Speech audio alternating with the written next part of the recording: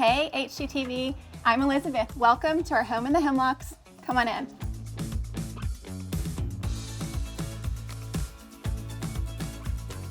I'm so excited to show you around, and the entryway is the perfect place to start because you're probably already noticing our post and beam construction, which is why we wanted to see the house in the first place. And honestly, we weren't planning to buy it. It needed so much work, but once we got here and saw the land, we just knew it didn't matter what the inside was like, we'd make it better one day. We have been working on this house for the last 5 years, one little project at a time. So we love pops of color. This green you'll see everywhere in our house. It's card room green by Farrow and Ball. And I just keep using it because it's like this perfect green with a little bit of blue. I feel like this wall here just shows the life that we have. It shows that we have kids, it shows we love color. We don't really take ourselves too seriously. We just have a lot of fun in our house. We have a lot of kid artwork and then a lot of touches that my husband did. When we met, I had no idea he was handy, and we bought our first house in Baton Rouge together, and we had this big empty dining room, and I saw a Pinterest tutorial for a farmhouse table, and I asked him if he could build it. Apparently he could, and then we had this beautiful table and a matching bench. And this bench is probably the most special piece in our house. It's the first thing he ever made. Suddenly I was like, you're handy. Oh my gosh, we can do everything. And from there, we just started slow projects building up, and he's just totally transformed this house, like one little room at a time. I'm so excited because I have so much more to show you.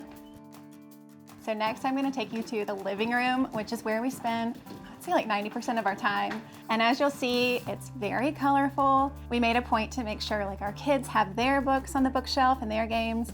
There's always a puzzle on the table. It just, hopefully it's creating this environment for our kids where it's very like open and welcoming, and they know it's their living room too. And I wasn't always in that mindset. I think I always felt like a living room needed to be grown up and kind of like neutral and boring. And actually my oldest son, he was the one that kind of challenged me on that. And it was after we did our first colorful project upstairs. We were sitting on the couch right here, and he said, can the downstairs be colorful? And I was like, yeah, like it can be. And so I went out to a local shop, found these 2 pillows, and we were off. And then from there, it was like, okay, that's it, we're adding color to the house. Everything we do from now on will be colorful. I added green trim, started swapping out the art to be a little bit more colorful. And then here on the bookshelf, you can see it's just a mix of a lot of fun, a lot of colors. This is such a good example of adding color to your house, because I think sometimes you feel like if you want a colorful home, it's this huge thing, you have to paint everything and change all your furniture, but you could just do accessories. It's just books and games and fun things that represent us and also make us so happy. And even this was my dad's toy growing up. And I feel like, I don't know, before I would have started doing this, I probably wouldn't have had it out like this. And now it's like one of our happiest little pieces. And one of my favorite parts about the living room is that it's connected to the kitchen. I'll show you. So now I'll take you into the kitchen, and as you'll see, it is green like our living room and our entryway. And that's honestly my secret to using color, is keep using the same colors over and over again in different ways. Some rooms, the green will be really big. Sometimes it's like the color of a picture frame. But if you keep repeating the colors, I think it makes working with color so much easier. So we started with the green cabinets, and then we had this idea for wallpaper. And everyone always loves it, but when we put it up, I just felt like it wasn't me. Like it felt super formal and a little bit too nice for our house. And it wasn't until we put this print up that suddenly I was like, yes, this is my kitchen. It all makes sense now. And the other little thing I like to do that you'll see all over is just adding delightful details, like our frowny face smiley spoon. This is a salad set, and I just think it makes me so happy. Like our kids love them too. And then just having like fun books, like a butter book, colorful cookbooks, just make the space always just feel like a little bit more personal and like you get to know us. It adds some color. So when we're working on a space, my husband Alex is always the one to do the big vision for it. And then I come back with like the color and the little details. He's just really good at seeing a space and knowing exactly what it should look like and how it should function for us. He loved the idea of a big island where we could all be around.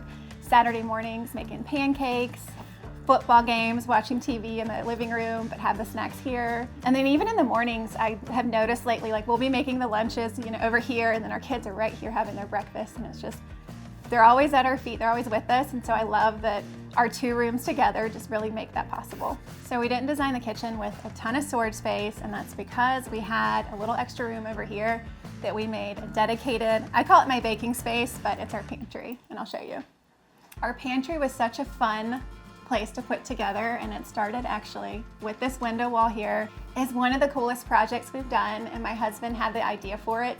He drew it out on a piece of paper, and it involved these windows that are actually from our former house. It was a 100-year-old 4-square, and we updated the windows when we lived there, but kept a few because they're just so cool. It was this whole process, and I just watched in awe of like cutting it and putting it together, but then in the end, it looks like it's always been here. It just truly blows my mind. And then, of course, from there, I had to add pink and white floor, green everywhere, and then recently, this stripe used to be green, and I just felt like the pantry needed like a little bit more fun, so we swapped the stripe to yellow. And I love doing little things like that because it took just a few hours, and then it just made just a fun difference in here. So as far as how we use the space, I love baking. We have all the ingredients in the drawers, and you know, cute canisters, of course. So Alex actually came up with having an appliance garage like this to hide some things because it's not always clean. And then the other thing we use the space for is coffee. We were just laughing about it the other day. We have like every coffee maker you can imagine. Every day we're like, which type of coffee are we gonna have today? But our favorite is like the most simple one, this little Hario drip. And next I'll show you our favorite place to have a cup of coffee. So now I'll take you to, I would say, the most charming corner of our home. This is what we call the breakfast nook. It's actually our most recent project. We've only had it for a few months, but it feels like it's always been here. Before this, it was just a totally blank space. And Alex had the idea to make it into a little breakfast nook over here where we love to sit and have coffee. And then it just leads right into this beautiful sideboard that he built. And he designed it all, and then I came behind him with like the fun things.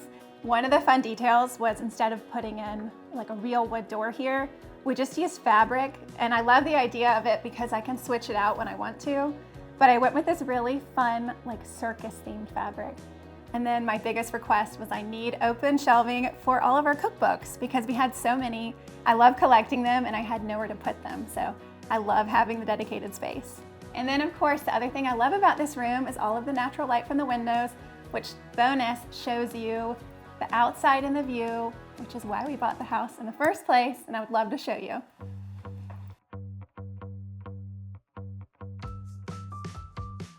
Welcome outside. This is truly the most peaceful backyard I could have ever imagined. And what's so funny is when we came to tour the house, we were actually just coming to see the house. We love the post and beam, and it was just kind of like, wouldn't it be fun to add it to the list of homes? Obviously, we'd never buy it. It needs so much work. My son, he was almost 3 at the time. We had seen several houses that day, and he was just done. I sent Alex in with our realtor, and I hung out right here with him. And I have a cute little picture of him standing in front of here, and I had no idea that a few hours later we'd be putting an offer in. This is what sold me on the house.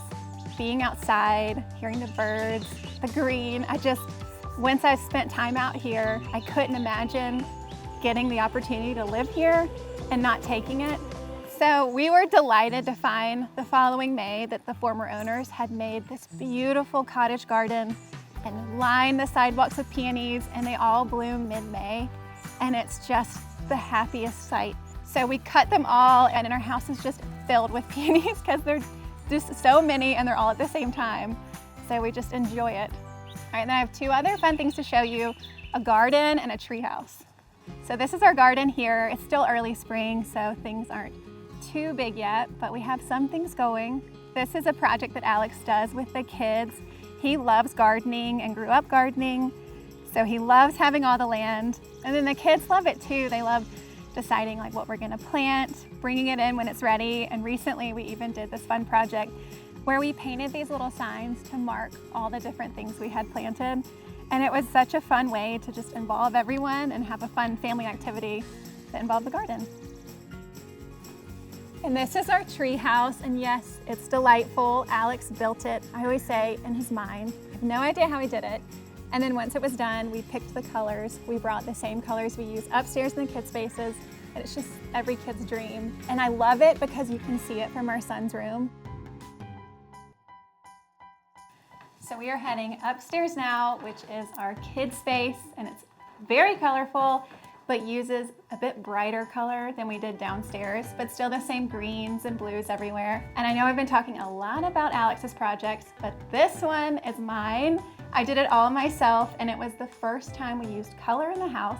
And as soon as it was up, it just brought immediate joy. It was so much fun to have like the books on the shelves. We hung this fun bird head, and it's what inspired our oldest son to ask me if we could start bringing color downstairs, because he loved what we were doing up here and why limit it. And it's one of my examples of doing one wall at a time. I think it can get really overwhelming when you want to add color to your house. Just take it one wall at a time. It really does add up. So this is our oldest son's room, and it's such a good example of the one wall at a time thing, and also about using color. When we moved in, we had a surplus of closets. There's 7 upstairs. We had the idea to sacrifice one and make it into a fun book nook for our son. So Alex built this and then added the mattress, which bonus doubles as somewhere for sleepover guests. When we were working on the room and picking colors, I set out with a palette. I had 6 colors, and we went with green for trim because it's our son's favorite color. So it was an easy way to start. And then we got to the book nook and just decided, looking at the colors, that blue felt really good for him. So we painted it blue and then just continued adding throughout the room various colors. Like his desk is yellow. And then I have a really good example of color on this wall. This is our freehand checkerboard wall that my husband and I did over the course of 2 weekends. And you can see if you look closely, the lines are very wobbly. And it was because I didn't want to go through the process of taping it. I thought, what if we just paint the squares on? It'll look fine. I was not anticipating, honestly, having the wobbly lines, but I feel like it adds so much character. And I love how it turned out. It just feels so imperfectly perfect. Well, that's it for now. Thank you so much for stopping by. I hope this inspires you to pick a set of colors you love, start adding them to your house one wall at a time. I promise it'll add up. Bye.